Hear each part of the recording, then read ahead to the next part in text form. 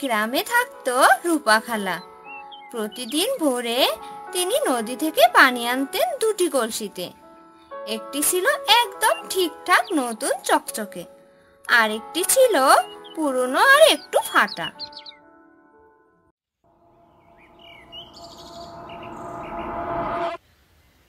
প্রতিদিনের মতো রূপা খালা সেদিনও নদীর ধারে পানি নিতে গেল। এই দুটা কলসি আমার অনেক পুরানা সাথী, ফাটা কলসিটাও কাজে দেয়, যতই ফাটল থাকুক।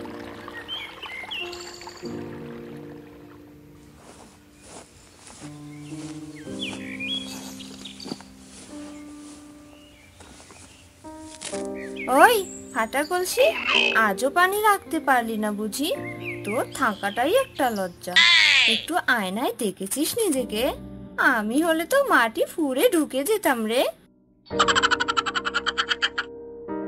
আমি জানি আমি ফাটা কলসি, তবুও প্রতিদিন যতটা পারি চেষ্টা করি কাজে আসতে।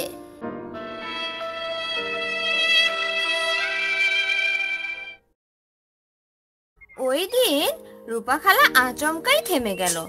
ফাটা কলসি থেকে মাটিতে হাত দিয়ে দেখলো মাটিটা অনেকটাই স্যাঁতস্যাঁতে।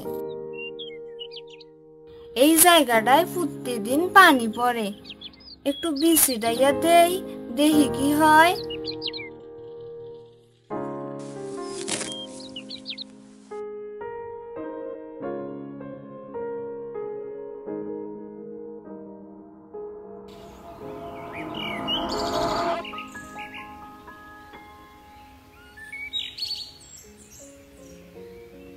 দিনের পর দিন ফাটা কলসি থেকে ফোঁটা ফোঁটা পানি পড়তে থাকে, আর সেই পানিতে বেঁচে ওঠে ছোট্ট ছোট্ট চারা।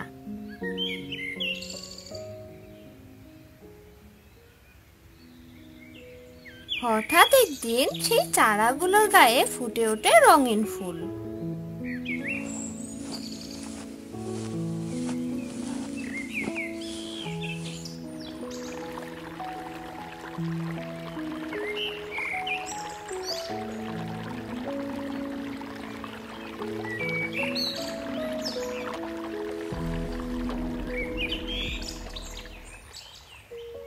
এই ফুলগুলো তো দারুণ, এসব আবার কখন এলো রাস্তার ধারে?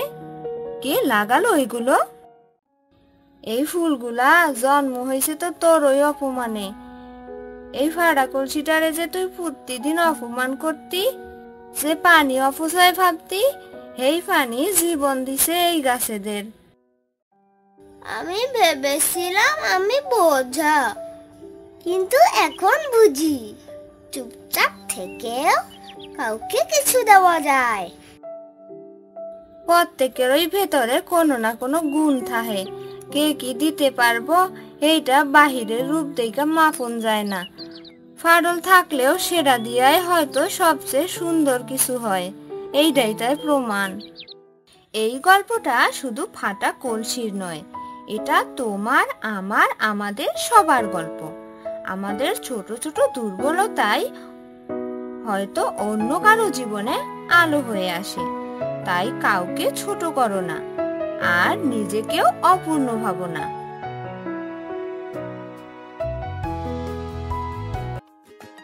তো বন্ধুরা, আমাদের আজকের গল্প তোমাদের কাছে কেমন লাগলো? ভালো লাগলে লাইক, কমেন্ট আর শেয়ার করবেন। আরো মজার মজার গল্প পেতে অবশ্যই চ্যানেলটি সাবস্ক্রাইব করে আমাদের পাশেই থাকবেন। আল্লাহ হাফেজ।